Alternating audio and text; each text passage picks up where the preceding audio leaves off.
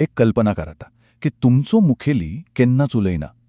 आता विचार करात की तो मुखेली फक्त एक बॉस नव्हे तर देव, पुऱ्या विश्वाचो शासक.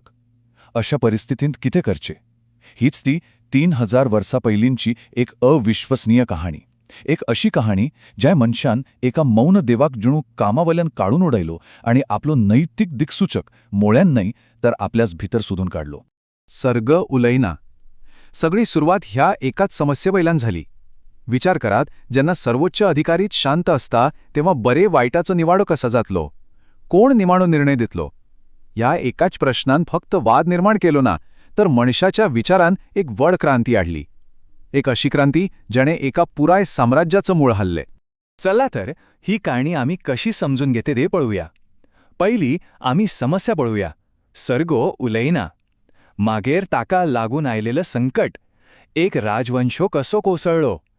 उपरांत मनशान शोधून काढलेली नवी जाप. एक खरोखर क्रांतिकारी विचार. आम्ही तो भितरलो नैतिक कायदो सोदून काढले. त्या अंतर्करणाच्या विचाराचेर एक राष्ट्र कसो बांधले ते पळूया.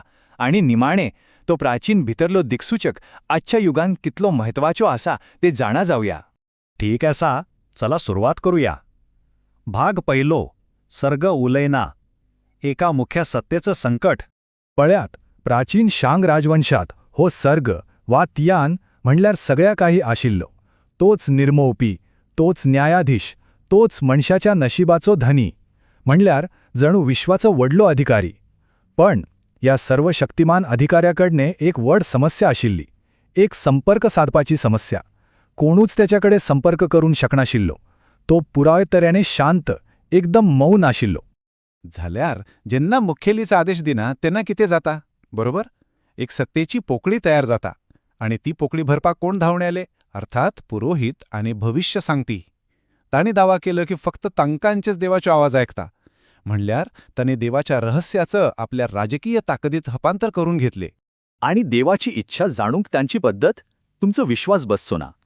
ते कासवाच्या खापाचेर एक प्रश्न बरोवन एक लोखणाची सळई तापून त्या खापाचेर दवरताले. मागीर त्या खापाक पडलेल्या चिरांचा अर्थ काढून सर्गाची इच्छा सांगताले. ही पद्धत भरोशाची तर मुळाच नाशिल्ली. पूण एका गजाली खातीर ती उत्तम आशिल्ली. जबाबदारी टाळपा खातीर. जर काही वाईट घडलं जाल्यार दोष आमचो न्हय, सर्गाचो संदेशच स्पष्ट नाशिल्लो. कोणच जबाबदारी घेवपाची गरज उरली नाही. ठीक आसा. आता भाग दुसरो. राजवंश कित्याक पडले. एका मौन सर्गाचे परिणाम. जिट्टी शासनाची पद्धत इतल्या दुबळ्या अविश्वसनीय आधाराचेर उबी असता तेन्ना तिच्यो अंत एकाच प्रकाराने जाता. पुराय नाश. शांग राजवंशाचो नैतिक अधोपात इतलो भिरांकूळ जालो की आयज ताका फक्त 4 अक्षरांनी वळखतात. जूची रोवलीन. हे चित्र तुमच्या दोळ्यामुखार हाडात. एक असो राजमहाल जै तळे उदकाचे नाहे तर सोऱ्याचे असा. एक असे रान जै झाडान फळां नाहे तर भाजिल्लो मांस लोंबता. सोयरे कपड्यान विर्यात जनावरांसारखे वागतात. ही फक्त एक पार्टी नाशिल्ली. ना, हे एक प्रतीक आशिल्लो. शासक आपल्या लोकांच्या दुःखाचेर आपलो स्वर्ग बांधतात हाचे प्रतीक. जेव्हा खंयचोच नैतिक आधार उरना तेन्ना हेच घडता. आणि मागीर जे जावपाचे तेच झाले. राजवंश कोसळवलो. पण एक गजाल लक्षात दवरात. हे फक्त एक लष्करी अपयश नाशिल्ले. त्याच्या मुळात हे एक मैतिक अपयश आशिल्ले.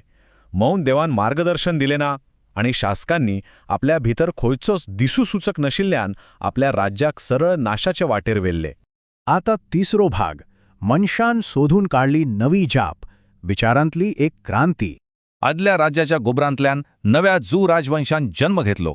पूण आपले शासन सिद्ध करपा खातीर तांकां 2 महत्वाच्या जवळजवळ भिरांकूळ प्रश्नांची जाप देवाची गरज आशिल्ली. पहिलो, जर सर्ग शाश्वत आणि न्याय करपी आसा तर ताणे आदल्या राज्याचो नाश जावन कित्याक दिलो.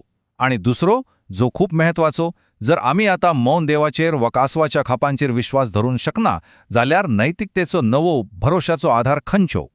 आणि त्यांची जाप ती एकदम क्रांतिकारी आशिल्ली.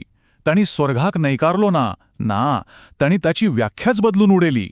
स्वर्ग आता दरेक कामात हस्तक्षेप करपी देव उरलो ना. ताचे बदला तो विश्वाचो एक नियम, एक तत्व झालो. एक असो स्वर्ग जो मनशाक आपलो मार्ग निवडपाची मेकळीक दिता. तो आता आमचे वयर राहून शासन करिना तर आमचे वांगडा समांतर चालता. आणि होच तो महत्वाचा क्षण या कहाणीचो निर्णायक बिंदू तांकां कळ्ळा की नैतिकतेचो उगम आता मौन मुळ्यात नाशिल्लो, तो मनशाच्या काळजात सोदूचो पडटलो. खऱ्या अर्थानं प्राचीन चीनन मौन देवा कामावल्यान काढून नैतिकतेची जबाबदारी पुराये तरेन मनशाच्या खांदार धरली. हाका लागून आमी चौथ्या भागान पावतात, भितरलो नैतीक कायदो. आमच्या भितरले दिक्सूचकाचो अर्थ. झाल्यार देवाच्या जागार कोण आयलो? जाप आशली लियांगशिन, जाका आमी अंतःकरण म्हणटात. बऱ्या वायटाची ती मूळ समज जी दरेका मनशा भितर आसता.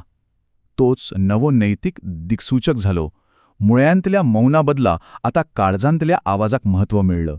पण हे अंतकरण फक्त अस्पष्ट भावना नाशिल्ली, ताचे 4 घटमूट खांबे आशिल्ले.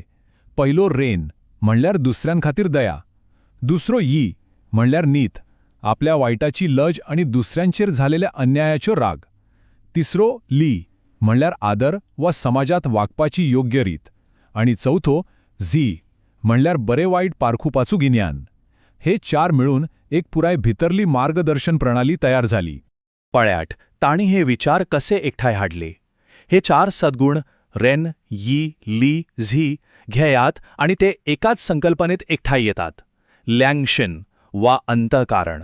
आणि ताका लेगीत आनीक सोपं करचे जाल्यार ते अंतःकारण एकाच अक्षरांत येता. द म्हणल्यार सद्गुण. होच तो नवा आधार आसलो. सगळू काही ह्या विचाराचेर बांधिल्ले. ठीक आसा. भाग 5 अंतःकरणाचेर बांधिल्ले राष्ट्र, एका भितरल्या भावनेपासून एका सामाजिक आराखड्यामेरेन. पूण एका भितरल्या भावनेचेर पुराय राष्ट्र कसे बांधू येता? तेणी एक आराखडो तयार केलो. सुरुवात घरांतल्यान जाता, पितृभक्तीन, शाओ. तोच आदर मागीर समाजात विस्तारता आणि सामाजिक मर्यादा ली जाता. आणि निमाणे तोच भाव एका खऱ्या सद्गुणी शासकाप्रती असता तेव्हा ती खरी निष्ठा चुंग थारता. पहिले घरासावून राज्यामेरेनची ही एक तार्किक नैतिक वाढ.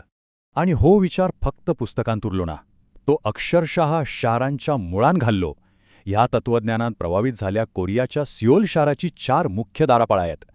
दरेक दार एका सद्गुणाचे प्रतीक आसा. उदेंतेचं दार म्हणल्यार दयेचो उदय जावपाचो दार, अस्तंतेचो नीत सांगाळपाचो दार, दक्षिणेचो आदराक मान दिवपाचो दार आणि उत्तरेचो ज्ञान पाताळवपाचो दार.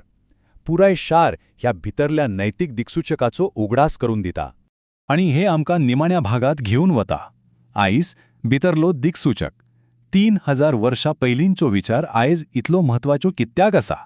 शेकड्यांनी वर्सां उपरांत महान तत्वज्ञ कन्फ्युशियानान आदल्या विचारांचेर निमाणो खेळो मारलो.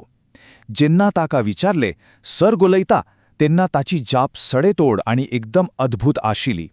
सर्ग उलयता? जो कोण सर्ग उलयता म्हणटा तो पाखंडी आणि फटींग. हो बदल आता पुरय जाल्लो. सत्ता आता मनशाच्या विचारान आणि अंतःकरणात आशिल्ली, खंयच्याय दैवी आवाजान न्हवे. आणि असो हो 3000 वर्षा पयलींचो प्रश्न आज परत आमचे मुखार येवन उभो रावता. एका मौन देवा सावीन भितरल्या दिक्सूचका मेरेनचो प्रवास दरेका खातीर एका प्रश्नासहित सोंपता. आमी जो मार्ग चलतात तो आपल्याच काळजांत प्रकाश घालपी नखेत्राप्रमाणे आसा. मार्गदर्शनाची ती प्राचीन सोद ती आज लेगीत सुरूच आसा. वैर मोळ्यांद न्हय तर आपल्या भितरल्या विश्वांत.